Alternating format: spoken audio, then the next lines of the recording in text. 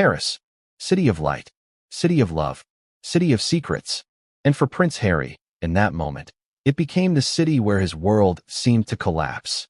Imagine scrolling through your phone, expecting to see the usual highlights of your life, events, engagements, maybe a friendly update from a loved one, only to stumble across images that feel like daggers aimed straight at your heart. That was Harry's reality. In the most shocking revelation of his public life, he would later admit, in a private moment caught by insiders, that he had no idea Meghan had flown to Paris. No heads up, no message, nothing. And then, he saw her, not alone, not with him, but with Marcus Anderson. Before we continue, please hit the like button, subscribe to the channel, and turn on the notification bell for updates. She booked the trip behind my back, he allegedly confessed, his voice breaking at the memory. The words, simple yet devastating, have since rippled through royal circles, social media, and tabloids worldwide. But what does it mean? How could someone as careful, as publicly scrutinized, as Harry, be blindsided in such a personal, intimate way? And why would Meghan, the Duchess of Sussex, orchestrate something so meticulously behind his back? These are not just questions of logistics or planning. They are questions of trust, love, and, as insiders whisper, manipulation. Consider the optics for a moment. Paris, springtime, the world's eyes on the Balenciaga Womenswear Spring/Summer 2026 show. The streets lined with photographers, influencers, royals, celebrities, and the ever-present social media army waiting for the perfect shot. Into this glittering landscape steps Meghan, flawless in an all-white ensemble, every detail meticulously curated, from the sharply tailored trousers to the flowing cape that trailed elegantly behind her. Every step, every glance, calculated or instinctive, captured in high-definition clarity for millions to witness. And beside her, not Harry, not the man who had weathered storms, fought public scrutiny, and risked everything for love, but Marcus Anderson, a man whose presence would ignite curiosity, speculation, and, for Harry, heartbreak. Pause for a moment and think about that perspective. How does one process such a revelation? How does a prince, accustomed to protocol, scrutiny, and calculated appearances, deal with the sudden, raw sting of betrayal, or perceived betrayal, at the hands of the person he trusts most? It is a question not just of logistics, but of human emotion, of vulnerability, of humiliation. Harry, whose life has been documented from childhood, whose every move dissected in tabloids and documentaries, was confronted with a scenario that no amount of royal etiquette could have prepared him for. A scenario that forced him to confront a truth he never expected to face in public, yet it unfolded in private first, leaving him raw and exposed. This story matters now not only because of the personalities involved, but because it intersects with themes that resonate universally: trust, love, betrayal, and the power dynamics inherent in personal relationships. We are drawn to it not merely because it is royal intrigue, but because it is, at its core, a deeply human drama. Who hasn't felt blindsided by someone they loved? Who hasn't experienced the bitter taste of being left behind while others move ahead? These emotions, magnified 1,000-fold under the public microscope, create a narrative that is impossible to ignore. In the days leading up to the Paris trip, Harry had been immersed in his usual duties: public appearances, charity events, and the relentless media cycle. These were his constants. Yet, amid this whirlwind, Meghan had allegedly been orchestrating a private plan, a trip that would ultimately exclude him. Not out of forgetfulness or negligence, but by design. Reports suggest that the bookings were made discreetly, flights arranged under separate identities, accommodations confirmed through channels that avoided Harry's awareness. The layers of planning hint at intent, a chilling precision that left those closest to Harry questioning the motives and the message behind the act. Was it a test? A statement? A demonstration of autonomy? Or something more personal, a reflection of shifting loyalties? The moment of discovery is what insiders describe as a perfect storm of emotion and public exposure. Harry reportedly first encountered photos online, social media, those ever-watchful eyes, capturing a reality he hadn't yet been invited to witness. In these images, Meghan laughed, posed, and navigated the Parisian streets with a composure that contrasted sharply with the tumult brewing in Harry's mind. And there was Marcus, whose proximity to Meghan in these images was undeniable. The images themselves were innocuous at first glance, snapshots of a glamorous city event. Yet for Harry, they were seismic. A visual confirmation of exclusion, of a plan executed without his knowledge, of a personal betrayal now made public through the digital age's unforgiving lens. It's important to pause and consider the emotional complexity here.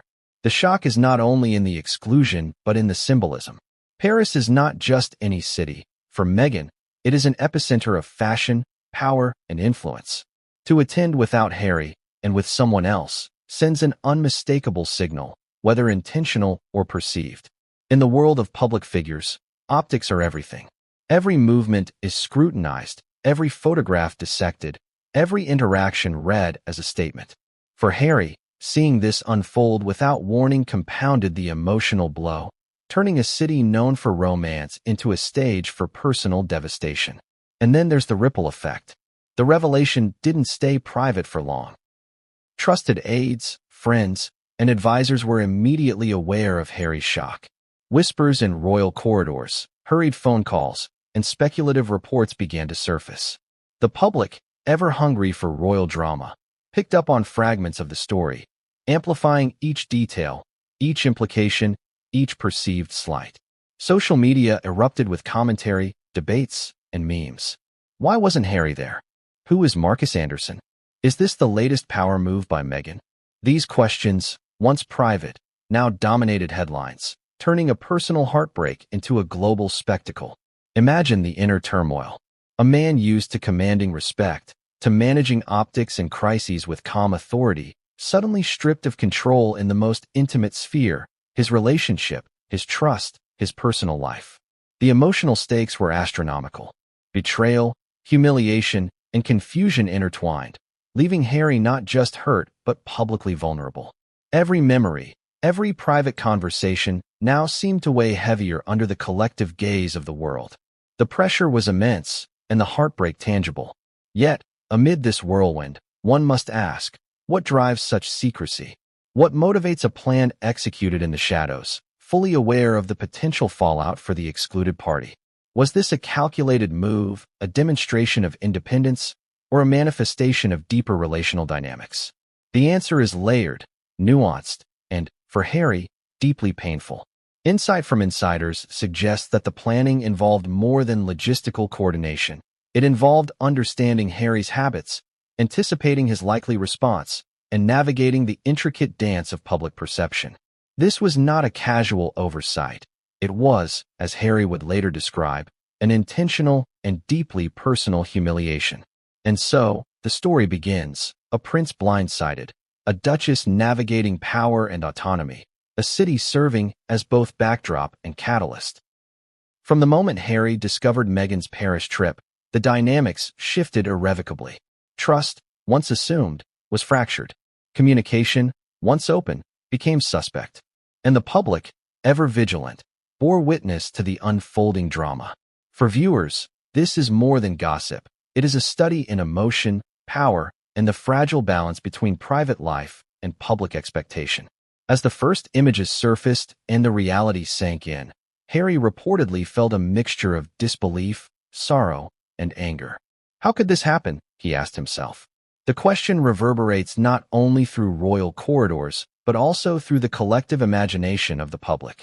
It's a question of human nature, the shock of betrayal, the sting of exclusion, the complexity of love entangled with ambition. These are universal themes magnified by circumstance, celebrity, and the relentless eye of media scrutiny. But what made this revelation even more devastating was its timing. Harry, accustomed to navigating complex family dynamics, political nuances, and public expectations, was suddenly faced with an emotional calculus he had not anticipated. The private world he shared with Meghan, already layered with secrecy and negotiation, now collided with a public spectacle he could neither predict nor control. In that collision, tears reportedly flowed. For a prince who has faced scrutiny, pressure, and relentless media attention, the tears were not just a release. They were a signal of profound personal rupture. And what comes next?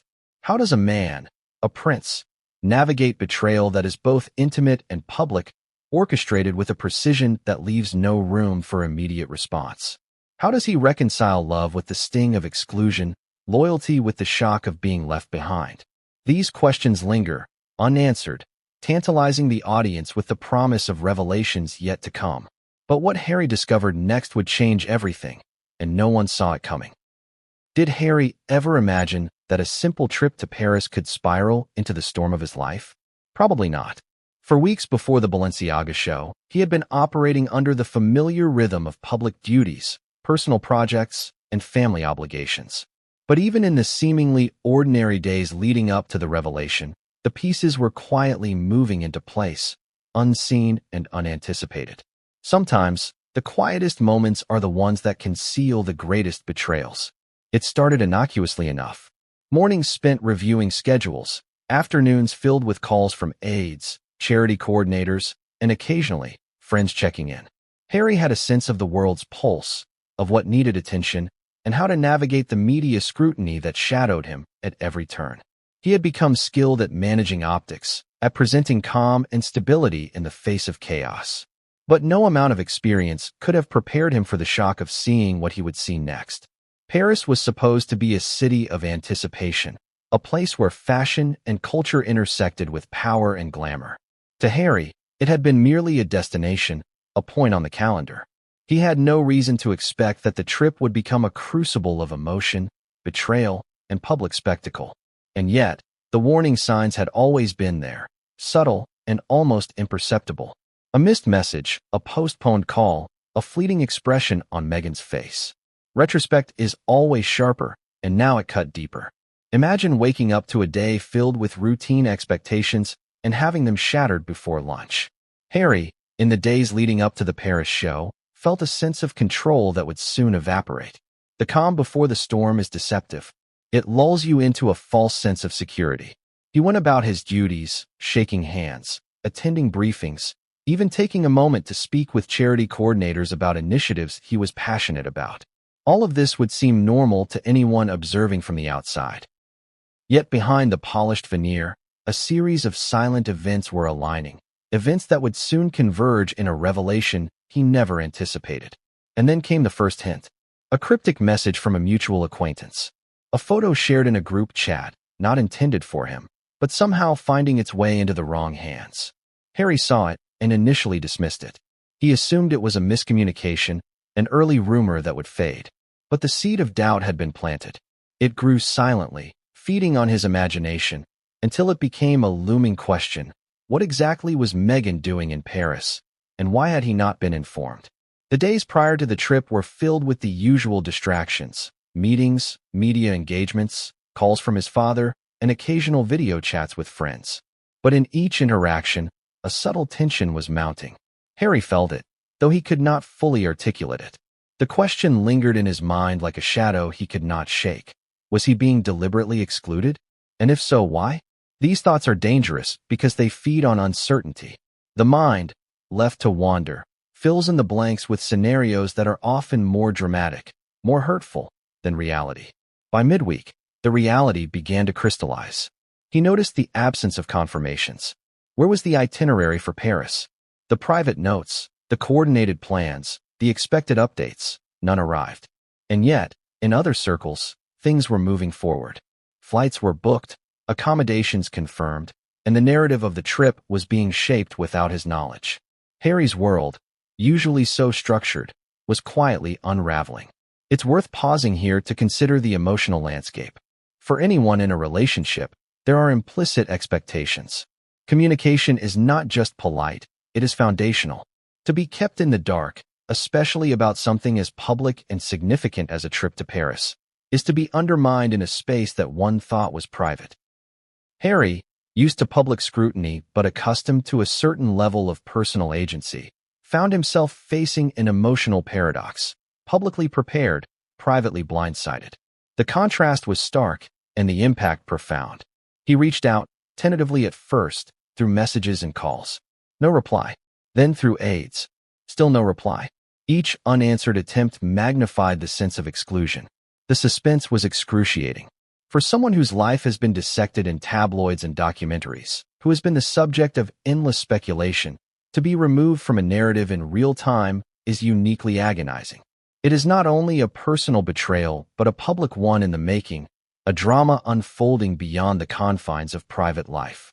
During this time, Harry reflected on the past, on patterns he had witnessed in the royal family and in his personal relationships. Trust, he knew, is fragile. And yet, one assumes that in moments of intimacy, even amidst complexity, there is a line that should not be crossed. He felt that line had been crossed. But why? Was this about power, about control, about a statement being made? Or was it about something more intimate and personal, a shift in loyalty, a subtle signaling that he was no longer the center of attention in a world he thought he shared equally with Meghan? Friends close to him, those he confided in during these days, described him as unusually withdrawn. There were moments of visible frustration, short sentences, clipped responses, a faraway gaze. And yet, there were flashes of disbelief, almost childlike in their intensity. He could not reconcile the facts with his understanding of the relationship. The calm of routine had been replaced by a storm of internal conflict. Each moment of waiting, each unanswered call, was like a wave eroding the foundation of certainty he had relied upon. This is where the story intensifies. For Harry, the calm before the storm was not merely a temporal space. It was an emotional minefield. Each tick of the clock brought him closer to the revelation that would shake his world. In retrospect, there were indicators, small, almost imperceptible, but in the midst of routine, they seemed trivial. A glance here, a postponed message there, a fleeting expression, each piece, unnoticed in isolation, formed a mosaic of intent when viewed collectively. The picture was clear, though Harry had not yet seen it in full. And then the moment arrived. It was a typical morning, one filled with planning and preparation for engagements, when Harry finally encountered what insiders describe as the pivotal visual confirmation, a series of images showing Meghan, poised and elegant, in Paris, accompanied by Marcus Anderson. The precision of the moment cannot be overstated. In a matter of seconds, the emotional landscape shifted from uncertainty to acute pain. The storm had arrived, but before he could even process the initial shock, another layer emerged. Social media, relentless and instantaneous, had already begun to capture, comment on, and amplify the moment. Memes, commentary, speculation, they exploded across platforms. For Harry, the private discovery had now become a public event, an unanticipated spectacle with emotional consequences that extended far beyond the personal.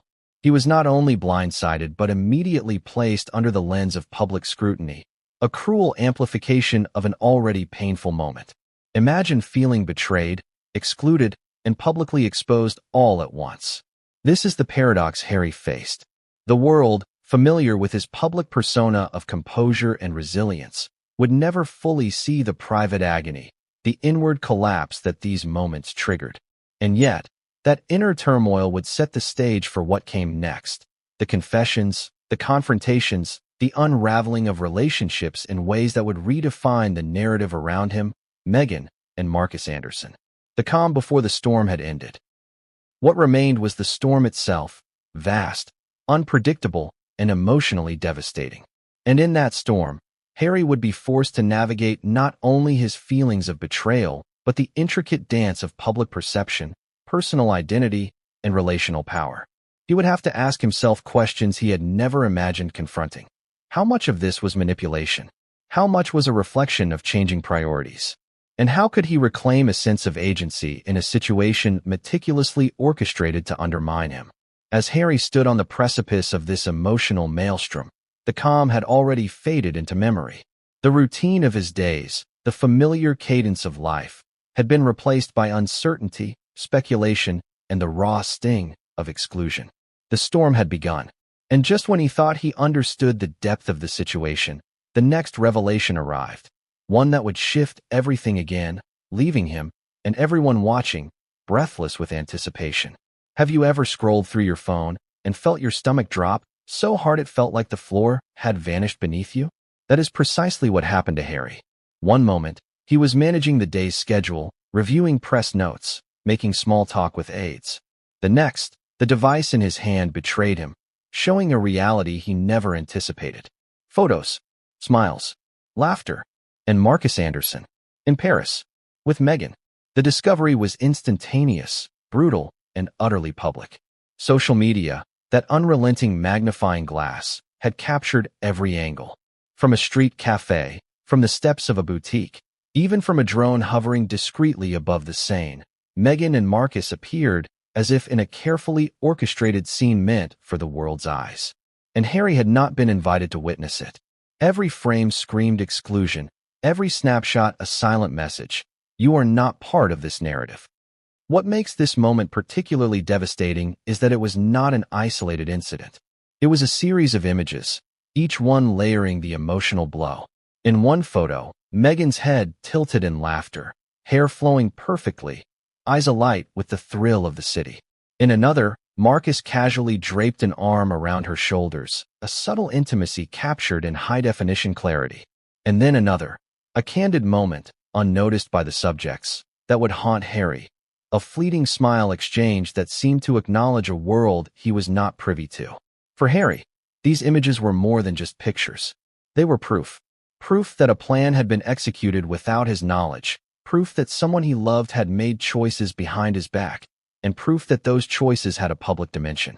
And in the world he inhabits, where every action is scrutinized and every omission magnified, the combination of private betrayal and public spectacle is particularly potent.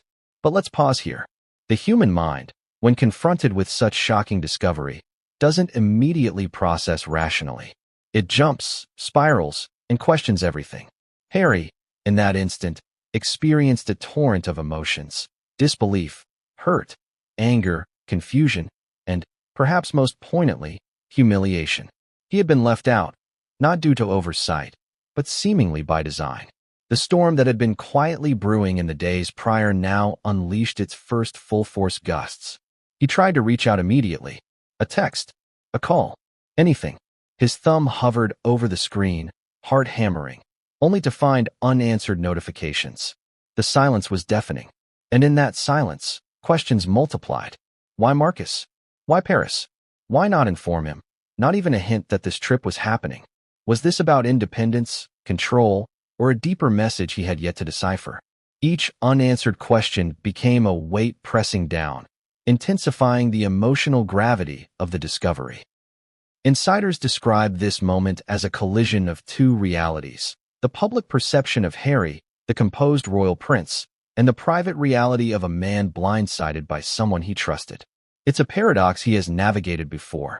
Public scrutiny paired with personal tribulation, but never in a way so intimate and so raw. Never with betrayal layered in both the emotional and the public domain. The images themselves became catalysts, transforming private shock into a public narrative even before he could formulate a response. And it wasn't just the images themselves. Context amplified the impact. Paris, the epicenter of glamour, fashion, and influence. The Balenciaga Women's Wear Spring-Summer 2026 show, a highly publicized event, brimming with celebrities, influencers, and media. To be absent from that scene, especially when someone you love is the center of attention alongside another individual, is a unique form of exclusion. It's not merely physical absence, it's symbolic. It signals a shift in allegiance, priorities, and intimacy.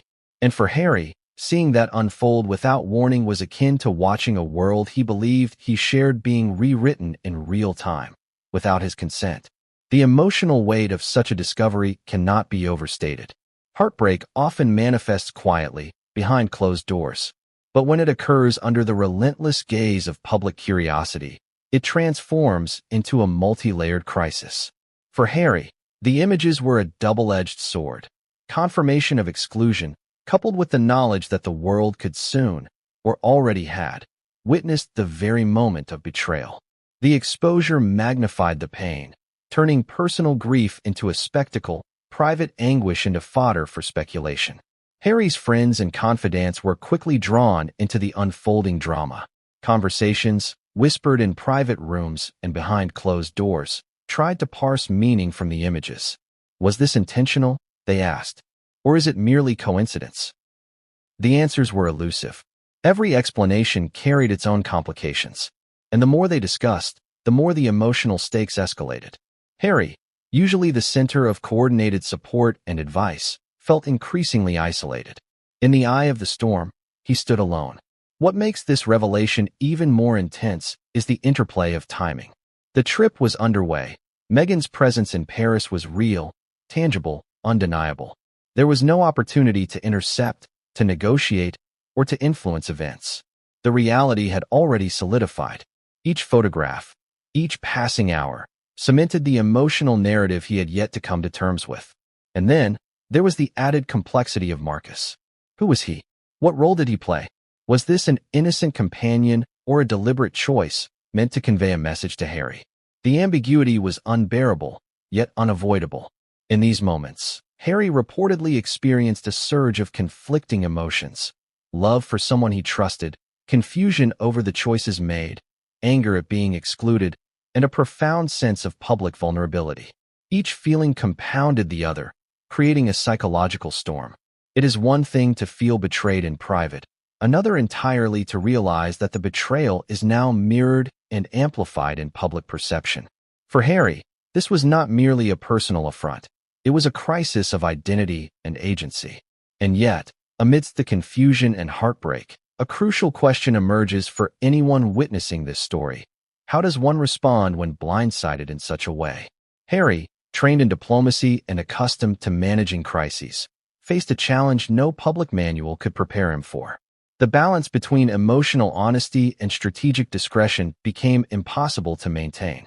Every action, every inaction, carried weight, and every reaction risked fueling a narrative he had not consented to. The shocking discovery, then, was not merely the images themselves.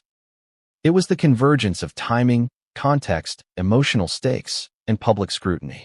It was the realization that private trust had been undermined, and that public perception would now bear the imprint of the moment.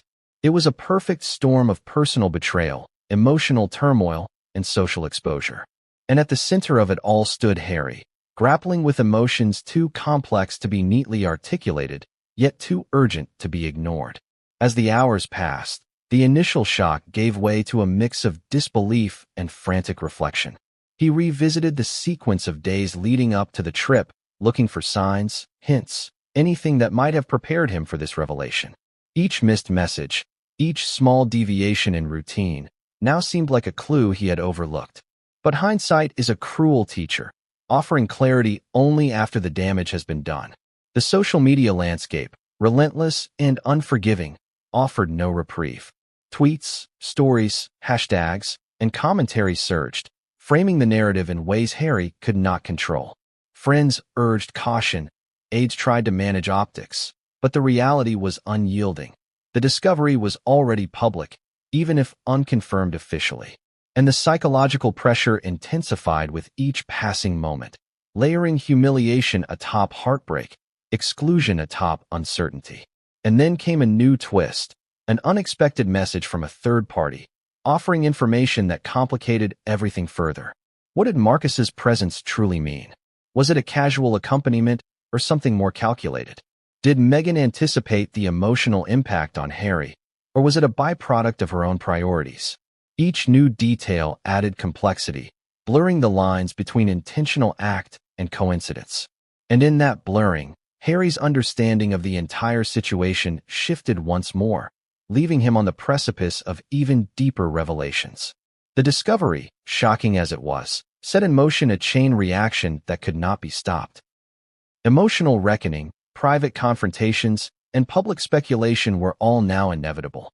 For Harry, this was the beginning of a journey into a realm of emotional vulnerability and relational complexity he had never before experienced so intensely. And for the audience, this moment offers a window into the collision of love, betrayal, and the unrelenting glare of the public eye. And just when Harry thought he had grasped the magnitude of the situation, a further revelation emerged, one that would redefine everything he thought he knew about the trip, the motives behind it, and the role Marcus Anderson had played. What drives someone to orchestrate a plan in complete secrecy, knowing full well the emotional impact it will have on the person closest to them? That is the question that has haunted Harry ever since he glimpsed those Paris images. And behind the polished smiles, the flowing all-white ensemble, and the seemingly effortless glamour, There was a meticulously constructed narrative, one that unfolded far from the public eye. The weeks leading up to Paris were deceptively ordinary. To Harry, the days were filled with briefings, engagements, and private moments with friends. Nothing seemed out of the ordinary. Yet, behind the polished curtains of their shared life, Meghan had been moving pieces into place. Flights were booked under alternate names.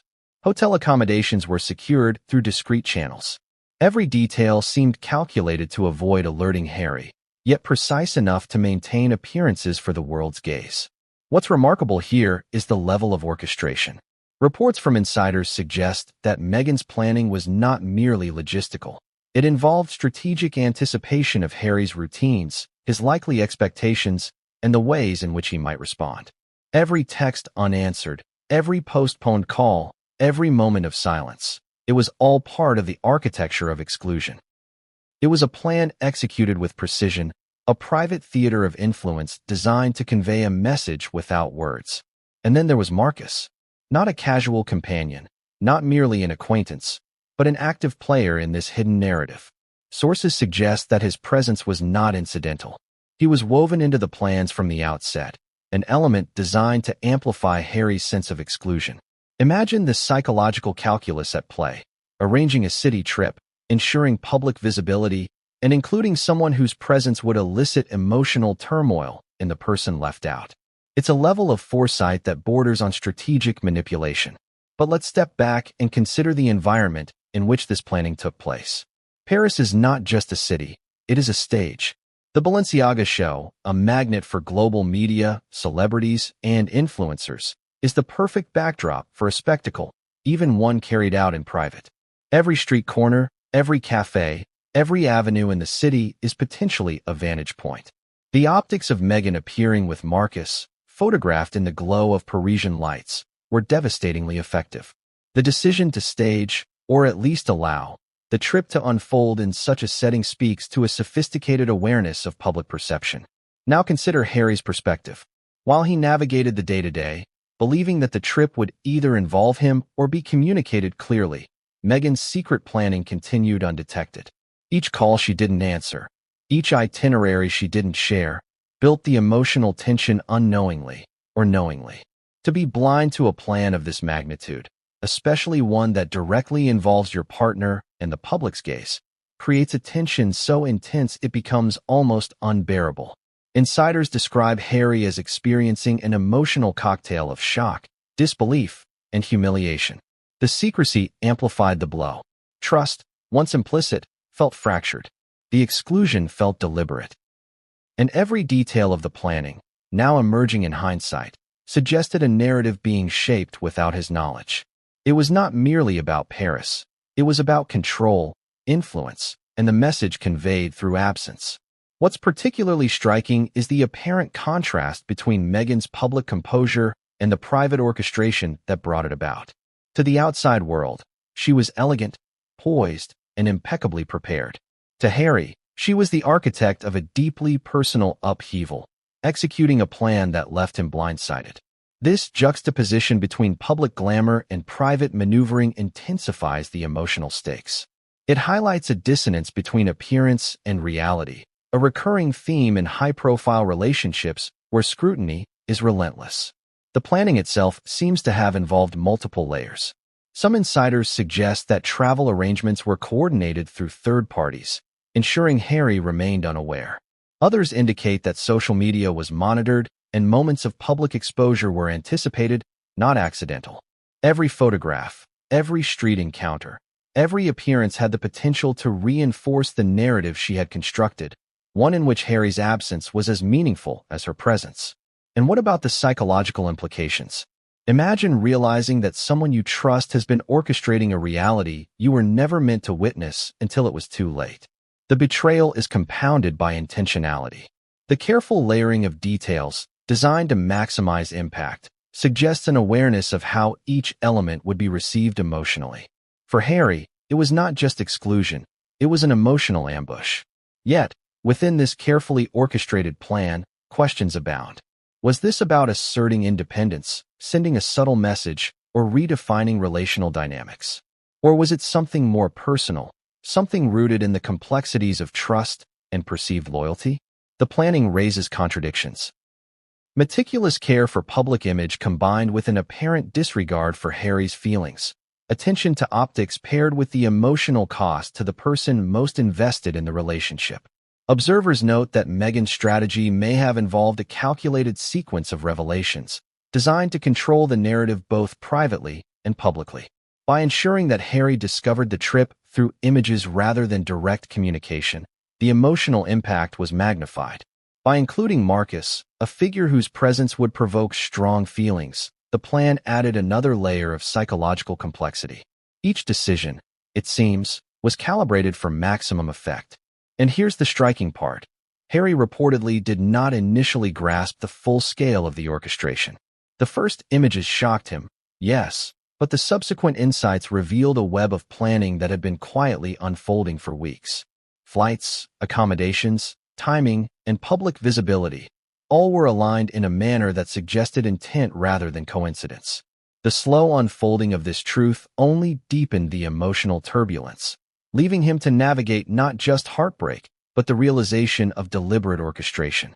Friends and confidants described the emotional impact as profound. Harry, usually composed and strategic in managing crises, was rendered momentarily paralyzed. The planning itself became a symbol of exclusion, control, and manipulation.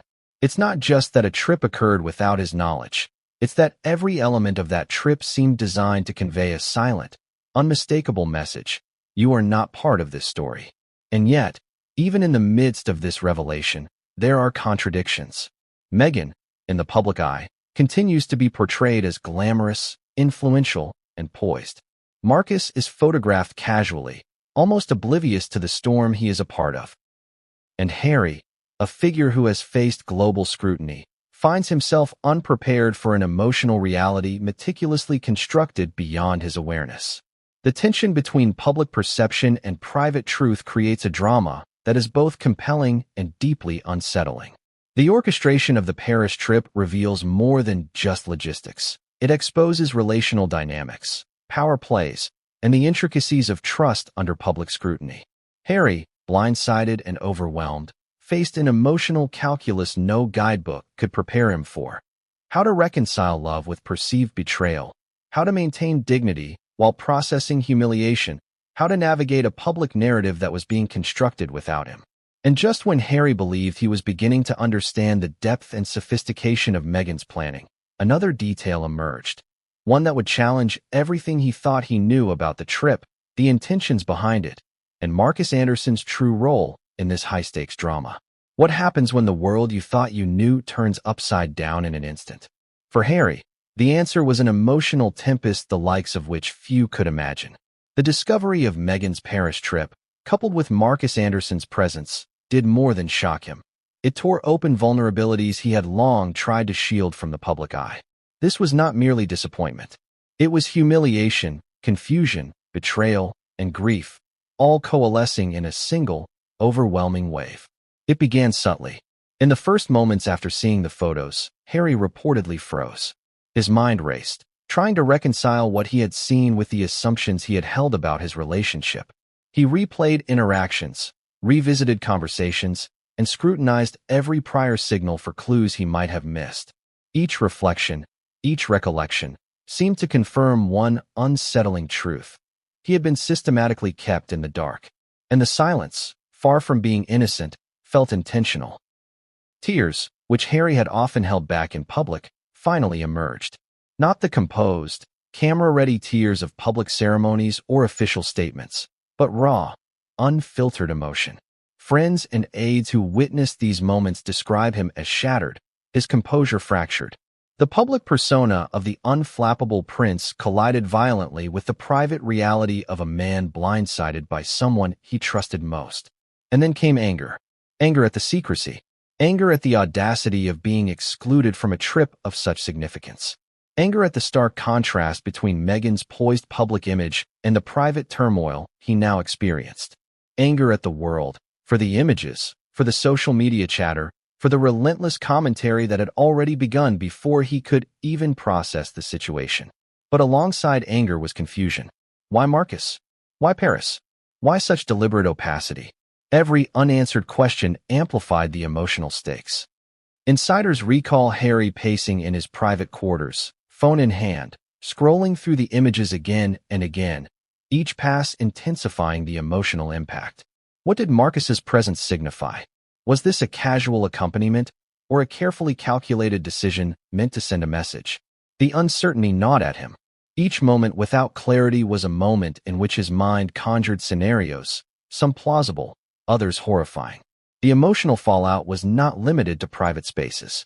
Even in the quiet moments of reflection, Harry was acutely aware of the public dimension of the crisis. The images were already circulating, discussions taking place in forums, tabloids, and social media. The emotional isolation he felt in private was magnified tenfold by the knowledge that the world would soon, or had already, witnessed the same revelation. His heartbreak was no longer contained. It was poised to become a public spectacle. And yet, amidst the heartbreak, there were moments of introspection. Harry, long accustomed to the pressures of public life, had learned to navigate crises with strategy and discretion. But this was different. This was personal, deeply personal. The emotional fallout was a test not of his public composure, but of his ability to reconcile private betrayal with public expectation. How do you process heartbreak when every move you make is under scrutiny? How do you grieve when your grief is potentially a headline? Friends describe him as oscillating between despair and disbelief. One moment, he would retreat into silence, his mind racing through past interactions, questioning every signal. The next, he would attempt rationalization, reminding himself that relationships are complex, that intentions are not always malicious. Yet, each rationalization was met with counterpoints, each explanation with a new wave of doubt. The emotional roller coaster was relentless. And then came humiliation. Not the kind that comes from a mistake, a misstep, or a public error, but the kind born of exclusion. To see someone you love enjoying a city, an event, and the company of another, while knowing you were intentionally left out, creates a unique emotional sting. It is personal, yet unavoidable, private, yet public in impact. Harry felt it acutely.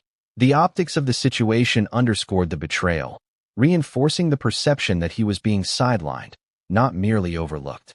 Imagine, for a moment, the internal dialogue he faced. Every scenario, every interaction, every decision leading up to this moment was now subject to scrutiny in his own mind. Could he have prevented this? Did he misread signs? Was there a deeper meaning behind the secrecy?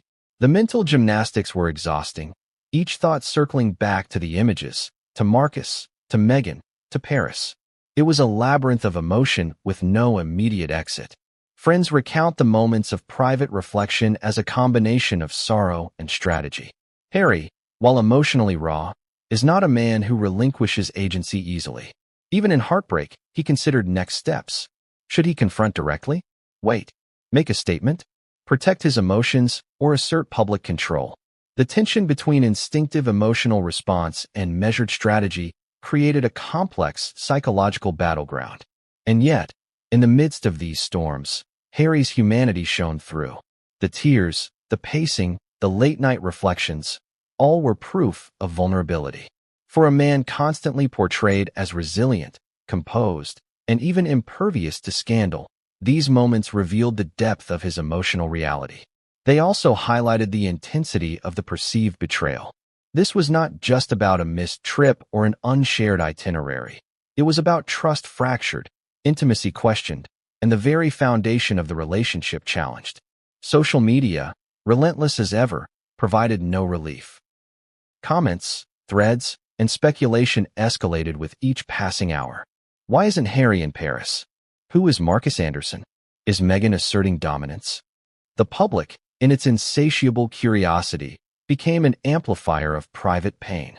Each tweet, each post, each viral clip heightened the emotional stakes, forcing Harry to navigate grief and humiliation simultaneously under the glare of worldwide attention. And here lies one of the most difficult contradictions. Harry's life has always been under scrutiny, yet he had never faced a situation where personal betrayal intersected so clearly with public spectacle.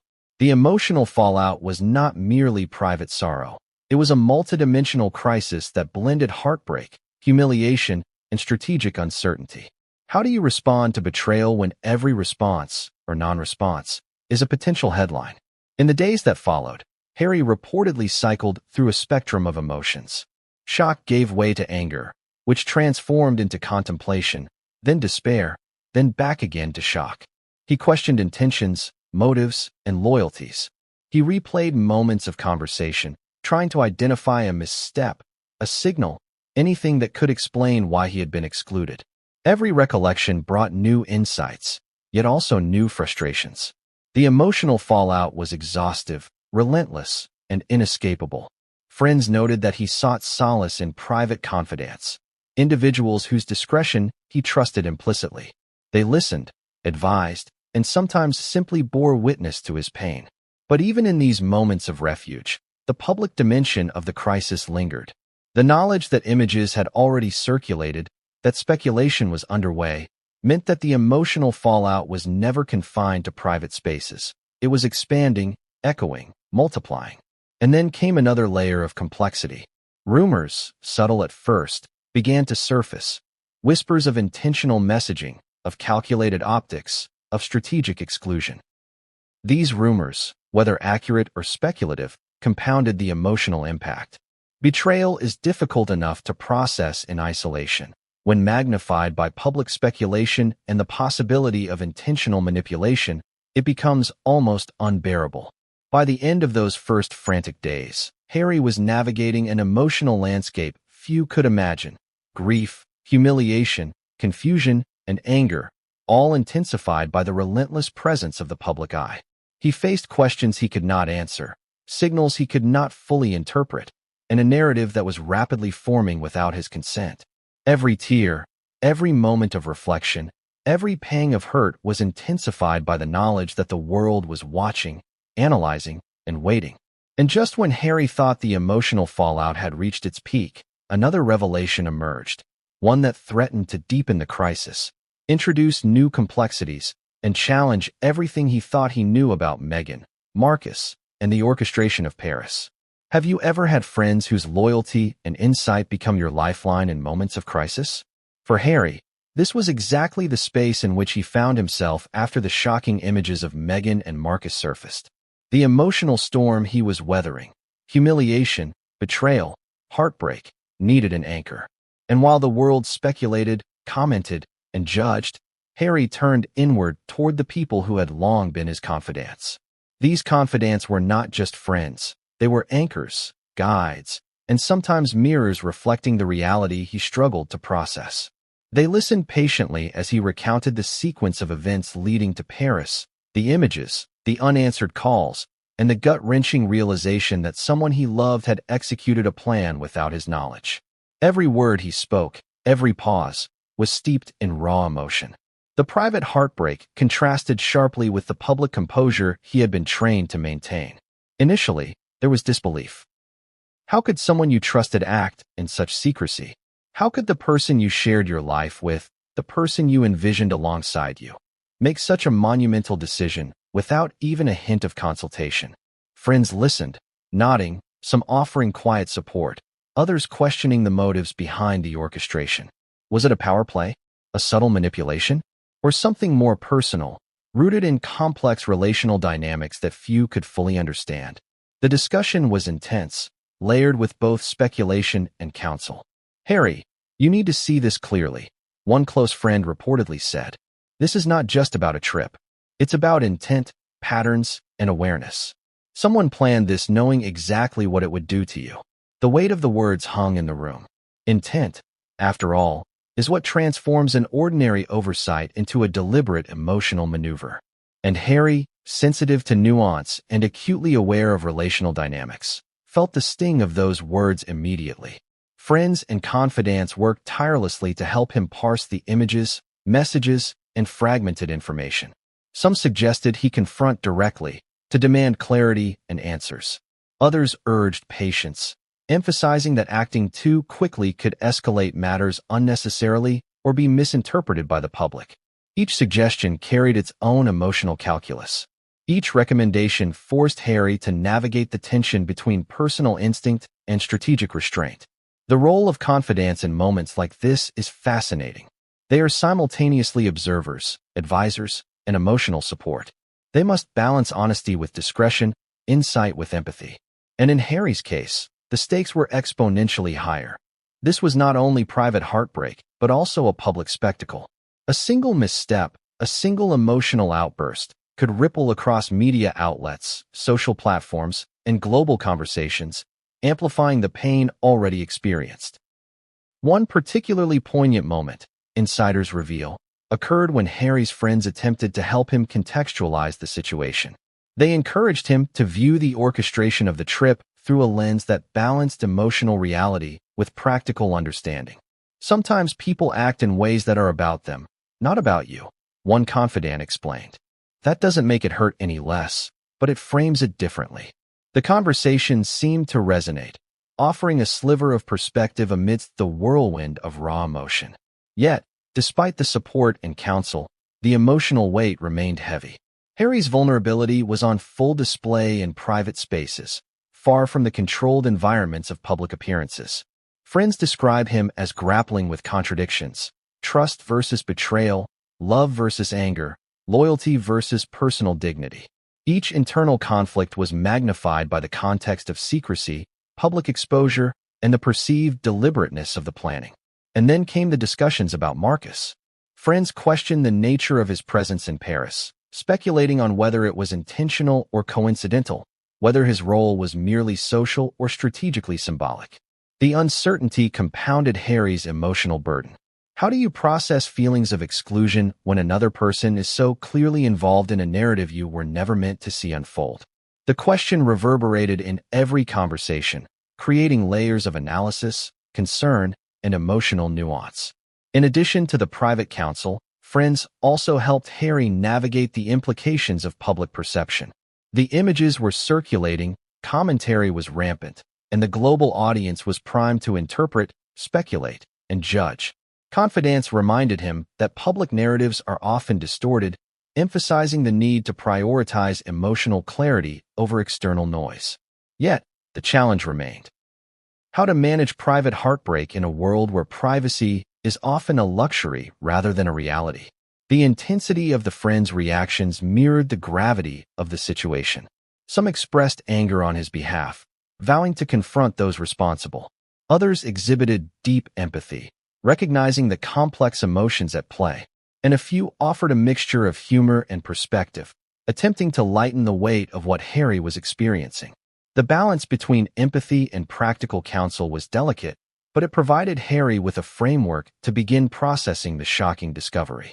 Insiders reveal that during these private moments, Harry oscillated between cathartic release and strategic reflection.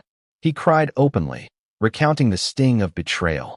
He paused, breathing, considering his next steps. He asked questions, listened, and reflected. These conversations were not just supportive. They were instrumental in helping him navigate a landscape that was simultaneously deeply personal and inescapably public. One friend reportedly advised, "Harry, you can't control what others do, but you can control your response. Understand your feelings, but don't let them dictate a public narrative that isn't yours to manage yet." The insight, simple yet profound, underscored a recurring theme. In crises like this, emotional clarity is as crucial as emotional authenticity. It is possible to feel deeply while maintaining agency, to experience heartbreak while safeguarding dignity. Even so, the intensity of the emotional fallout cannot be overstated. Harry's confidants describe long hours of reflection, repeated conversations late into the night, and moments of isolation punctuated by bursts of dialogue and counsel. It was a process that demanded both emotional endurance and cognitive resilience. Each discussion, each reflection, reinforced the complexity of the situation, emphasizing the interplay between personal betrayal, relational dynamics, and public scrutiny. And then, just as he began to process one layer of understanding, another revelation emerged through these confidants. A subtle detail in the planning, previously unnoticed, that hinted at further intentionality. A reservation, a flight timing, an image circulating before the official event, all suggested a level of foresight and precision that deepened the emotional impact. Harry realized that the orchestration was more deliberate than he had initially thought, more intricate than he had imagined. Friends noted the paradox in his response.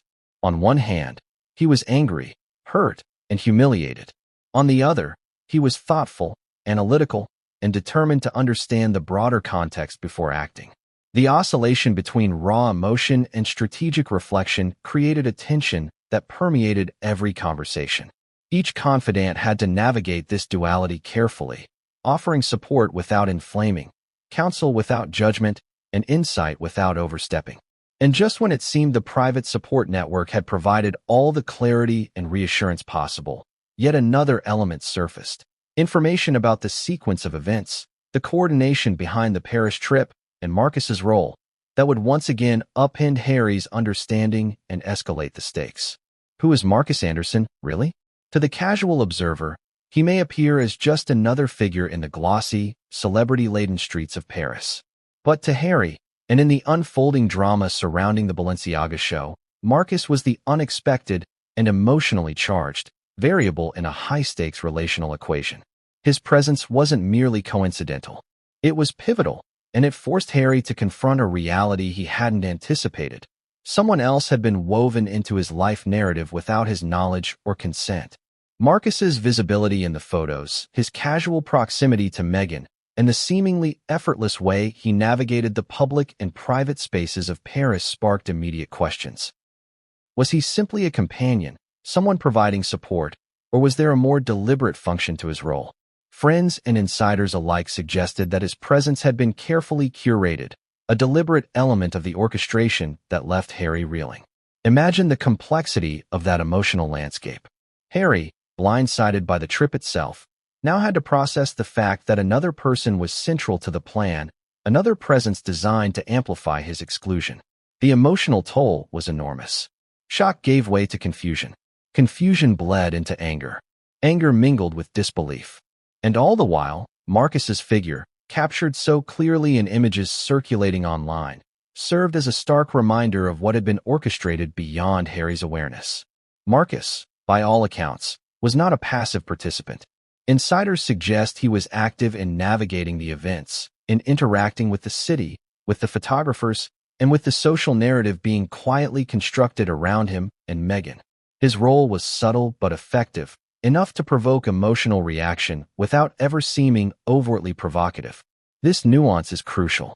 The presence of a third party in a relational dynamic is rarely neutral, and in this case, it acted as a catalyst, intensifying Harry's sense of exclusion and helplessness. But the intrigue doesn't end there.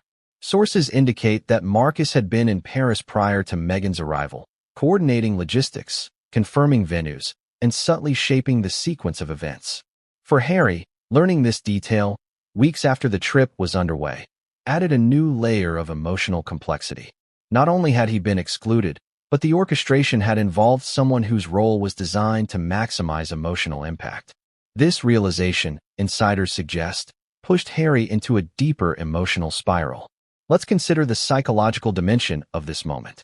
The human mind often seeks patterns, explanations, and meaning in the face of uncertainty. Marcus's presence became a focal point for Harry's analysis, magnifying every question about intent, relational dynamics, and perceived betrayal.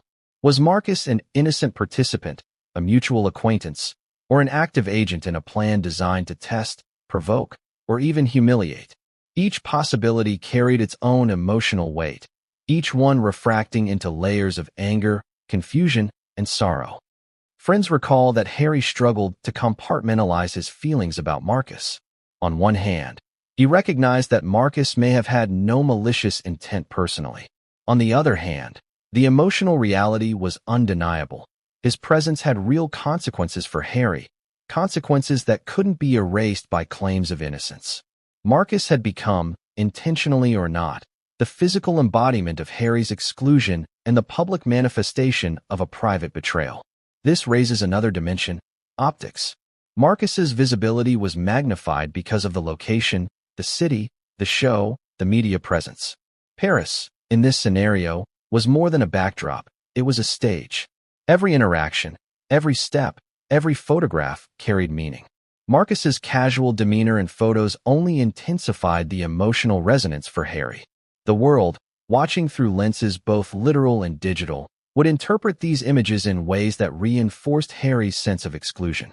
And Harry, intimately aware of public perception, felt the compounded sting. But why Marcus? Why him specifically? Friends and insiders suggest several possibilities. Perhaps he was a trusted confidant for Meghan, someone whose presence offered comfort or strategic support. Perhaps he represented a deliberate choice in terms of optics, someone whose role would be noticed by both the public and Harry. Or perhaps, as Harry feared, Marcus was positioned as an emotional foil, a silent provocateur whose presence amplified the psychological impact of exclusion. Each theory added layers of uncertainty, leaving Harry grappling with questions that had no immediate answers. Moreover, Marcus's presence highlighted a critical relational dynamic, the intersection of autonomy and secrecy. Meghan's ability to orchestrate the trip, include Marcus, and maintain a composed public presence underscored a level of independence that left Harry feeling powerless. It wasn't just that he had been excluded. It was that the exclusion was executed so seamlessly, so deliberately, and so publicly, that it left little room for immediate recourse. Marcus was both symbol and agent of that dynamic, his role central to the unfolding narrative. Insiders also note that Marcus appeared remarkably composed amidst the subtle chaos. While Harry's emotions oscillated between despair, anger, and disbelief, Marcus seemed unaffected by the unfolding storm. His calmness, his ability to navigate the city and media presence with ease, further magnified Harry's sense of dislocation. It wasn't just what Marcus represented. It was the stark contrast between his poise and Harry's emotional upheaval. And yet, there was another layer. Marcus's relationship with Meghan, while subject to public speculation, added complexity to Harry's internal narrative. Was this a new dynamic, a shift in loyalty, or simply a misperception amplified by circumstance? Each interpretation carried its own emotional consequences. For Harry, the unknown intentions of Marcus became a mirror reflecting his own fears, insecurities, and doubts. In a sense, Marcus's presence forced Harry to confront not only external realities, but also internal vulnerabilities. Friends recount long hours spent analyzing scenarios, trying to determine Marcus's role in the orchestration.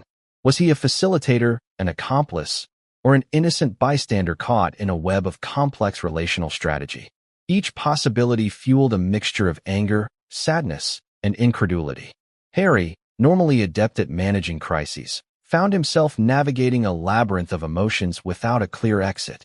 And just as Harry began to grapple with Marcus's presence and its implications, yet another layer emerged, an insight suggesting that Marcus's involvement was not limited to physical presence.